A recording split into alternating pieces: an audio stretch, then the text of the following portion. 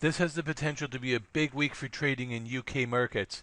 Since the Brexit referendum last summer, traders have been looking to the triggering of Article 50 to kick off the formal Brexit negotiation process. This is expected to arrive this week. The government, through Prime Minister May, have indicated that the UK plans to trigger Article 50 on Wednesday, March the 29th. The EU is expected to follow up with its initial response within 48 hours, so that would likely come by Friday, March the 31st. This comes on the heels of an EU summit on Saturday, March the 25th. So overall, it has the potential to be a big week for trading in the UK as well as in the EU. When we look at how markets have traded to date, following the referendum, we had a huge, massive sell-off in the pound. Nobody really knew what Brexit was going to mean. There was a lot of uncertainty. What was the government going to push for, and how aggressively? And so what we saw was that there was a huge sell-off through to the end of the year. However, in the last few months, since really the last 6 months, since the end of September, early October, we've seen the sterling really stabilize. We saw a double bottom of intraday lows, one in early October and one in early January. And we've also had a head and shoulders pattern form, the left shoulder in October, the head in January, and a right shoulder up at a higher low here back in earlier part of March, around the 10th, 11th. Since then, we've seen that sterling has been recovering. So what's interesting is that when we look at the ups and downs, even through this period here, we had a rally when Prime Minister May came out with her 12 points of negotiation in January. That sparked a rally within this range from 120 up towards 126, almost 127. Then when we moved into the parliamentary negotiations and concerns, well, that this could all get watered down, that there could be a million amendments to the rules, and that knocked it down. But since we've seen that the House of Lords amendments were rejected by the House of Commons, and the Brexit bill was passed, and we received royal assent, the pound has started to take off again. Now we're heading into Article 50 and Brexit. And what's intriguing is when you think in the markets, people talk about buy on rumor and sell on news. In this case, we could have the opposite effect, where we had a lot of selling on anticipation of what could happen with Brexit, and we're starting to see a rebound as we move closer to the realization, closer to the start of negotiations. Both sides start to lay out their stances, and the markets can then start to get a better idea of where things may land in the middle as negotiations progress. So heading into this, intriguingly enough, also, by the way, we've still had some very, very strong UK data. Most recently, retail sales came in well above expectations. The UK economy continues to benefit from this lower pound that it was handed by the Brexit sell-off. So certainly that has ignited a big rebound in the UK economy, and we'll see how that continues to progress. It's a fairly light week for economic data this week. Most of the focus is going to be on Article 50 and on the EU response. But look at this. Off the retail sales results, we have sterling trading back up at 125.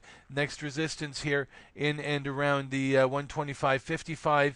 This Fibonacci level here, a 23% retracement of that big downtrend, is about 126.85, and the 200-day moving average about 127.20. Looking down here at the RSI, we had been in a momentum downtrend.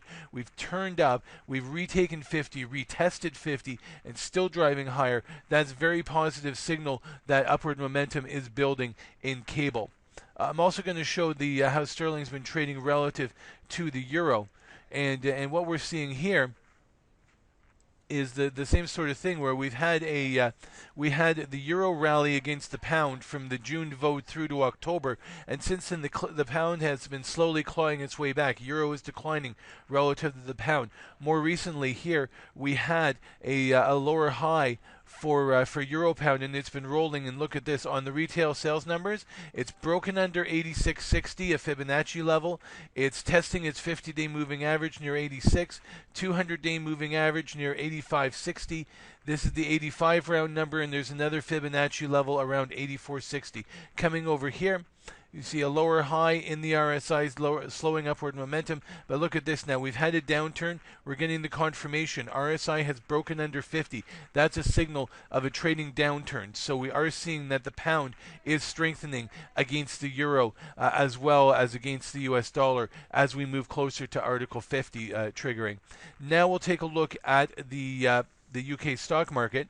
And what we're starting to see here is we've had an ascending triangle forming, but we also could make a case that this could be a bit of a rising wedge as well. It's hard to say, but it does also feel like this could be peaking. When the pound collapsed, the FTSE absolutely soared, and the reason for this was twofold. One was that a lot of stocks, especially in the FTSE 100, are big multinational companies that have operations around the world, and when the pound went down, these companies were put on sale in terms of other currencies, and so we saw a readjustment upwards. So these stocks went up to meet their more global valuations. The second thing was that the collapse of the pound ignited the UK economy, so even companies with more of a domestic focus have benefited from the lower pound, higher corporate earnings, higher stock prices. And that's what we're seeing now. So the catch, though, is that now if we're looking at the pound starting to recover a little bit, this could take some of the wind out of the sales of stocks. So we did have a higher high recently, but we have had a lower high here in the RSI. We've got a negative divergence forming that's telling me perhaps upward momentum is slowing. We might be moving into a 7,300 up to about a 7,450 sideways trading range, with the potential that if 7,300 breaks, that would be a sign of a significant downturn. First support at the 50-day near 72.75, then this Fibonacci level here, which I will readjust. It's about 72.60. And then the next one down, this spike down here on this hammer, down closer to 71.90.